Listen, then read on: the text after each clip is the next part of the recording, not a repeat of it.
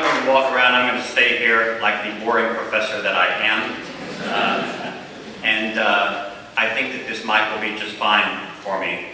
If you can't hear me, please let that man be wandering around aimlessly in the auditorium. No. Thanks so much for inviting me. This is my first time in Nova Scotia. As a boy from the Gulf Coast of Texas, I'm a long way from home.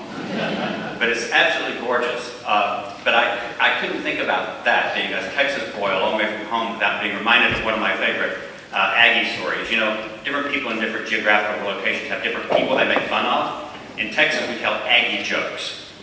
So this is one of my favorites. These three Aggies, these are people who connected with Texas A&M University. There are these three Aggies arguing about their favorite holiday. And this is kind of an American-centric joke, but you'll understand it. And one of them says, I love Easter. It's my favorite holiday. The whole family gets together, plays some softball, shoots off firecrackers, eats hot dogs, and just has a big picnic. And waves flags. And another Aggie said, you stupid Aggie. That's not Easter, that's the 4th of July. My favorite holiday is Easter because that's when the whole family gets together. You have turkey and dressing, you watch football on TV, you have some touch football outside, and you give thanks to God, and then the guy says, you stupid Aggie, that's not Easter, that's Thanksgiving. My favorite holiday is Easter because it's the most important Christian holiday in the whole year. It tells the story of the dead Jesus who's crucified, put into the tomb, and on the third day, Sunday, the stone rolls away, Jesus walks out, and if he sees his shadow, he goes back in and he has 6 more.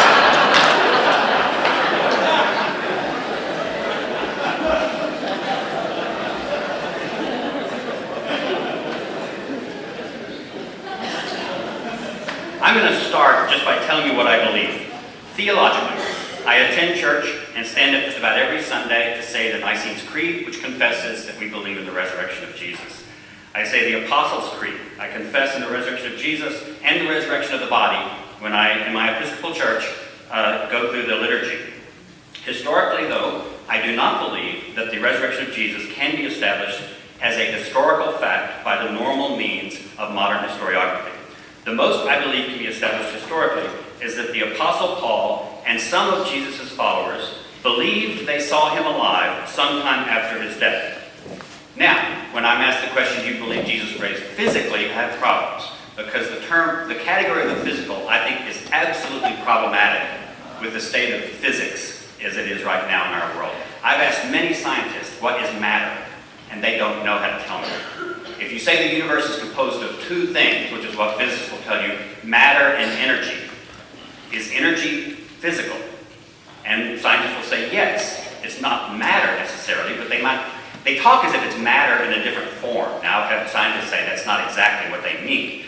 But I simply don't know what it means to call something physical in a universe where one atom can be in two places at the same time, where you might have string theory, that the basic building block of everything in the universe are these wavering strings that nobody can see. And I actually read up a lot on popular presentations of theoretical physics and cosmology, and the category of matter and the category of physical doesn't mean anything anymore. Second, I also don't believe that in using a category called the supernatural.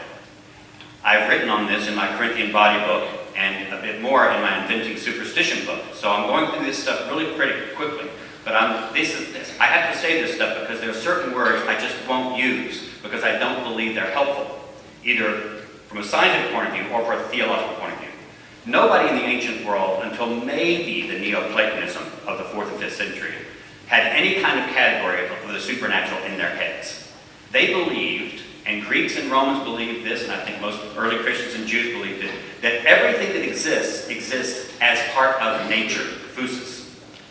So they just didn't have the category of the supernatural. There was no word for it. I found a word around 500 in Pseudo-Dionysius' theology. He uses the Greek word hyperphysis, which is the closest thing, but it's a new word around the year 500. Before that time, I can find nobody in the ancient world who divides up the universe into the natural world and the supernatural world. I believe that division came about mainly from René Descartes and his philosophy. So it might have been earlier, but that's where I place the beginning of modernity, which separates out a realm of the supernatural, angels, demons, souls, spirits, these kinds of things, separate from a range of nature. And so I just don't use the term because it didn't exist in the ancient world. Paul or Jesus knew nothing about it. No early Christian writer until maybe the 5th century or 6th century knew anything about it. Also, I don't think it makes any sense in the modern world, or what in my world is the postmodern world. That clean separation of nature that we know everything about and operates by rules that we know everything about, I don't think that exists. And I think modern science shows that it doesn't exist. So I'm not going to use the word supernatural. What I believe, I also want to make the difference that what I mean when I say history. History is not the same thing for me as the past, nor is it the same thing as what happened. Since I don't know what it means to ask whether or not Jesus physically rose from the dead, I'm going to address the issue by saying, what about the earliest Christian claims about Jesus' resurrection can a historian defend as historical? What claims or stories rise to the level of history, and how and why? History refers to what modern professional historians construct about what they think may have happened in the past. There's no way the past is accessible. The past is gone. It doesn't, the past, it's shocking to say this, the past does not exist. So if I write a history about the Civil War, you can't take my book on the Civil War and hold it up next to the Civil War and see where I got it right. All you can do is take other people's historical constructions of the Civil War and say, does Dale Martin play by the rules of modern historiography as well as or better than other modern historians? That's what historians actually do. They don't travel back in time and find the Civil War. They read historical accounts and judge which of them play by the rules of modern historiography. So the past is something that's happened, but the event of the past is not the same as the history of what happened. For example, no history of the Civil War could reenact the absolute whole Civil War, right? It's just it would be impossible. You have to take out the whole 4 years that the American Civil War happened. So the history of the Civil War is a story, a narrative about an event, not the event, nor is it even a reconstruction of the event. A reconstruction would be like if we could take the Titanic out of the ocean, the remains of it, haul it all to land, and put it physically back together. That would be a reconstruction of the Titanic. Historians can do nothing like that when they write history. They are constructing history as accounts about things they think are from the past. So what can we do with that about the stories of Jesus rising from the dead? I believe we have basically 5 people we can go to for data about this. Paul, who is the only eyewitness. The only eyewitness we possess, I believe, is Paul, to any resurrected body of Jesus. And then the 4 Gospels that are in our canon, Matthew, Mark, Luke, and John. What did Paul see? He claims to have seen the resurrected Jesus. He is also the earliest account we have, by far, as Mike showed very well. But Paul claims that he saw the same thing that all the other people saw. He gives a list. And as Mike again said, Paul's claims in 1 Corinthians 15 depend on his insistence that what he experienced was not different in kind from what the 12 and the other apostles experienced. Paul's claims also depend on his insistence that the future resurrected bodies of Christians will be of the same kind as Jesus' resurrected body. And Paul's resurrected body, I believe Paul teaches in 1 Corinthians 15, is not a flesh and blood body. It is a body in which the flesh and blood has been transformed into a purely pneumatic body. And this is the way I prefer to put it, rather than the strange translations you get in your English Bibles of 1 Corinthians 15. Pneuma, this Greek word that's often translated spirit, in the ancient world was considered a material stuff.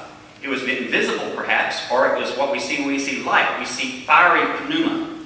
It's not too different from the way ancient scientists talk about the ether, which is that very, very thin kind of gaseous stuff that's the lightest and highest stuff in the cosmos. Pneuma was, Galen, the medical writer, said, pneuma is that stuff that exists in your head. You breathe it in the air. Your brain refines out everyday air and refines out the pneuma in that air.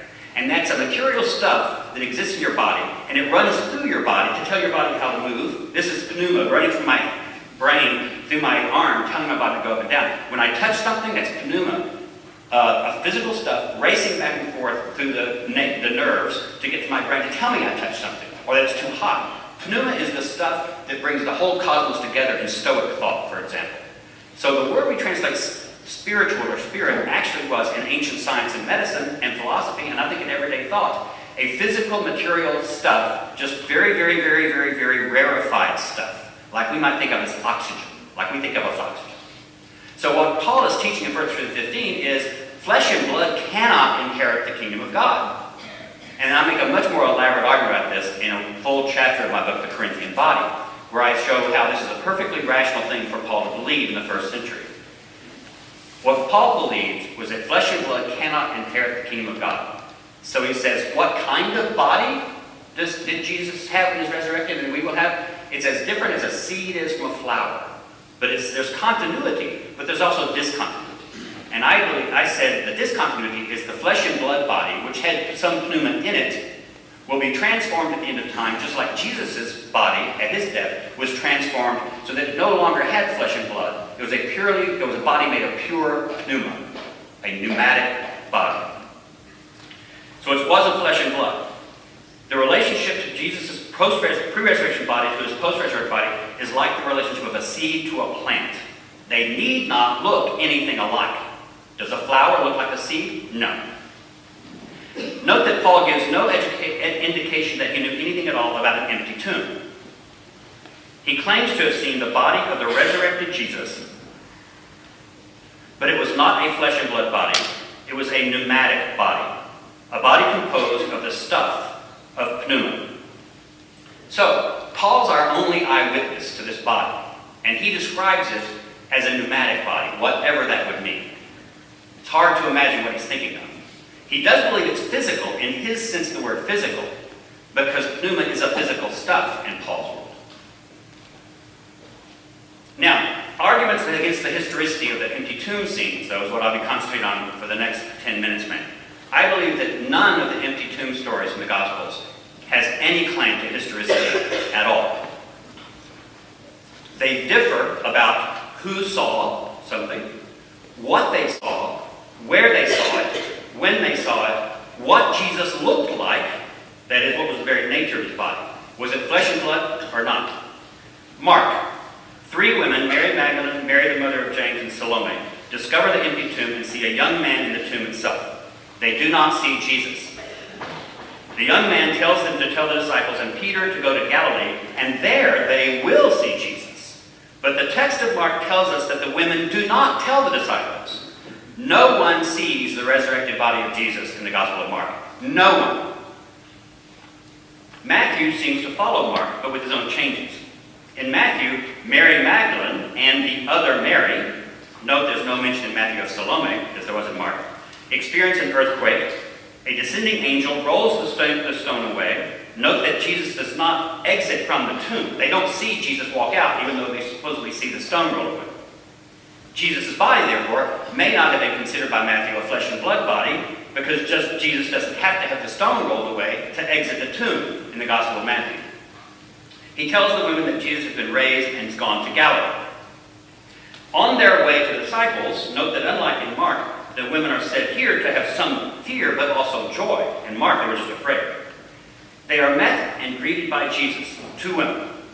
They worship him. He tells them to announce to the disciples his resurrection, and that the 11, now, because Judas has killed himself according to Matthew, the 11 disciples should meet him in Galilee. No one but the women see Jesus in Jerusalem on the 3rd day. 2 women, that's all. The 11, and only the 11 according to Matthew, we don't have any mention of anybody else, they go to Galilee. Some days later, it would take at least 4 days probably to get from Jerusalem to Galilee. They see him on a mountain in Galilee, and Jesus gives them what's called the Great Commission. Notice there's no real ascension scene. We kind of imagine it often in Matthew, but he just entered the commission. Now, time and place go together. But we might not have time to talk about that during this first 25 minutes of mine. Luke. In the Gospel, which will be a little bit different from Acts, which was also written by the same author, the women, Mary Magdalene, Joanna, Mary, the mother of James, and the other women, so there are several women, we just thought there's not a name, and they see 2 men, notice there are 2 men now, not one, in dazzling clothes. They see the empty temple, the tomb, but they do not see Jesus. They tell the 11. Peter then inspects the empty tomb, but doesn't see Jesus. So far, no one's seen the body. Later that day, Jesus appears to Cleopas and another unnamed disciple at Emmaus, which is 7 miles from Jerusalem, according to the NRSV choice of 60 stadia, rather than the 160 stadia in some other texts. Perhaps later, they're the first people who are narrated to see Jesus' body after his death, according to Luke. They go back, maybe simultaneously. It is reported that Jesus appeared to Simon, which is probably Peter. Jesus then suddenly appears to them all, the 11 and their companions, it says. So we're not really sure exactly how many of them there are. Jesus shows them his flesh and bones and wounds, and he eats fish in front of them and denies it's a ghost. So Luke's Jesus is an actual flesh and blood body. Jesus leads them to Bethany, suburb of Jerusalem, blesses them, and while blessing them, he ascends into heaven. So it sounds like this all happens in 1 week, basically, or even on the 3rd day, but just in a few days. Jesus appears to them, to the 11 their companions, and then he ascends to heaven. In Acts, though, we get a different account. Jesus here is depicted as hanging around Jerusalem, appearing regularly to his disciples, and for a 40-day period of time. So it's specified that Jesus appears to his disciples for 40 days. He tells them to remain in Jerusalem until they are baptized with the Holy Spirit, which happens at Pentecost, 50 days later. He ascends to heaven outside Jerusalem from Mount Olivet, and then they see 2 men and return to Jerusalem. They do not leave Judea until much later in the narrative, and they are explicitly said to remain in Jerusalem until after Pentecost at the earliest. That's Acts. All of the appearances to Jesus in Luke and Acts take place only in Jerusalem and its suburbs. All. They all appear only during a 40-day period of time and then stop. In John, Mary Magdalene is the first to go to the tomb. She sees the empty tomb, tells Peter and the beloved disciple. They return home without seeing Jesus. A bit later, Mary, still at the tomb, sees 2 angels at the head and foot of the slab, but she doesn't see Jesus in the tomb. Later, she thinks she's still at the tomb. No. She sees Jesus in John 20:14, but thinks he's the gardener. Notice, Mary just saw him 3 days ago. She's standing right there with him, and she doesn't recognize him. Mary is told to announce the resurrection and the coming ascension to the disciples, which she does. That evening, so the evening of the first day, Jesus appears to the disciples in a locked room in Jerusalem. 1 week later, Jesus appears to them again, now including Thomas, doubting Thomas. Now, the last chapter of the Gospel of John, most scholars believe, is an epilogue tacked on sometime later by somebody else than the author of the other part of John. And it sounds like an epilogue, because it says this: after these things, in chapter 21, some of the disciples are in Galilee. Simon Peter, Thomas the twin, Nathanael, the sons of Zebedee, and 2 others of his disciples. They go fishing. Jesus appears to them just after daybreak, and Jesus makes breakfast. And then the chronology says, this was now the 3rd time that Jesus appeared to the disciples after he was raised from the dead. So John gives us even a chronology of counting.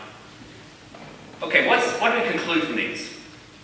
The only 2 things all 5 accounts, the 4 Gospels and Paul, have in common is, number 1, that Jesus did in fact rise from the dead, and number 2, that it was on the 3rd day. Everything else, who saw him, where they saw him, when they saw him, what else they saw, was a young man, an angel, 2 men in dazzling clothes, 2 men sitting in a tomb, one at the head, one at the foot. Mary sees what Jesus looked like differs in all the different accounts. Paul's list, for example, says he appeared first, and this seems to be chronological, first to Cephas, that is to Peter, then the 12, the disciples that is, then more than 500 brothers at one time, then to James, which is Jesus' brother, and then all the apostles. Notice for Paul, the category of the apostles is not the same thing as the category of the 12. And then to Paul. Obviously not part of the list of himself that is inherited, but Paul inserts himself. The earliest list, Paul's, doesn't mention Mary Magdalene at all. Matthew and John say that Mary was the first to see Jesus. Matthew has appearances over probably several days, but only to 13 people. Acts has Jesus appearing all around Jerusalem and its suburbs over a limited period, 40-day period. Paul has the appearances going on for a few years, and apparently several different locations. that all appearances occur only within 40 days and only in the air of Jerusalem. Matthew insists that Jesus appeared to the 11 only in Galilee. Finally, what did Jesus look like?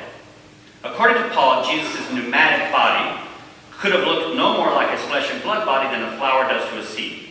According to both Luke and John, his disciples tended not to recognize him when they first saw him, suggesting that we have here reflections of earlier traditions that Jesus' resurrected body didn't resemble his pre-resurrected body.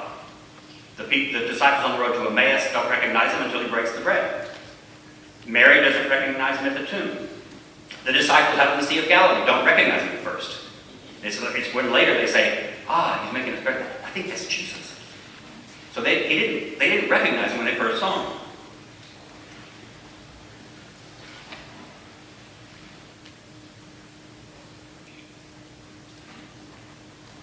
The gospel, I skipped down to Matthew.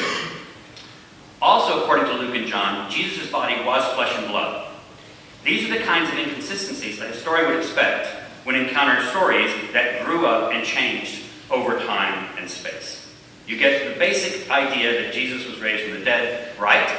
You even get this very old tradition that it was on the third day. But every other detail differs. If you put 5 people who all claim they saw a murder, and you put them in 5 different rooms, and the only thing all 5 of them can agree upon is that they saw it, but they can't agree on who did it, how many accomplices were there, how many people were there, was it in Houston or was it in Washington, did they take them 40 days afterwards to do it, or did they do it on the third day? If you have all these disagreements among 5 witnesses, you wouldn't be able to accept the witness of any of them that they actually were there. So the only witness we have, the only one we have who claims to be an eyewitness to the resurrected body is Jesus, Paul, and he saw a pneumatic body, and it happened years, at least 2, maybe 4 years after the death of Jesus. All the other details just don't add up. One last piece of evidence, it seems to me. I'm just trying to watch my time. The empty tomb, if the empty tomb stories were historically true, I, as a historian of religions, would have strongly expected that that tomb would have become a place of veneration among early Christians. If they knew where it was, why did they go back? It was very popular in the ancient world for people to have picnics around tombs. The family and the loved ones would get together on the anniversary of a death, and they would actually celebrate the person's memory with a picnic. If they knew the tomb where Jesus had been raised from, why did it take over 200 years for Christians to start venerating the tomb? And then they had to pick one that doesn't seem to fit the archaeology of the biblical narratives. It took basically Helen, the mother of Constantine, the emperor of Constantine, to go back, and she was hearing traditions about where the tomb might have been. But she said, okay, this is the tomb, build the Church of the Holy Sepulchre here. That's in the 4th century. If they knew where the tomb was, why didn't they use it as a place to pray?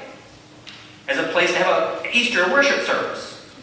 There's no evidence that early Christians knew where the tomb was until too late to count as historical evidence. And I think I'll stop there for the moment. Yeah. I left you 2 more minutes. There's a lot of other stuff I could talk about, which is matters of historiography. Why is it that historians have come to believe that you can't bring God into history? You may believe that the North won the American Civil War because God did it. But if you try to get tenure with that as your thesis, you will be denied tenure in any reputable American or Canadian university. It won't happen. That's not what historians do. The other things that I can talk about is history has to be symmetrical. So if you believe that God is the agent who caused the resurrection of Jesus, or that the resurrection of Jesus is an absolutely unique historical but supernatural event, you've got to be able to deal with the claims of other religions that are very similar and have similar supporting evidence. If you accept Paul as an eyewitness evidence that makes you think this rises to the level of history, you have to do the same for other stories that all the way through. And those of us who teach religious studies in a comparative way, we're used to being held to this standard. You cannot give a historical account of your own religion that you would not allow for other people of whose religion you are not an adherent. And we can talk about that principle of symmetry during the discussion time.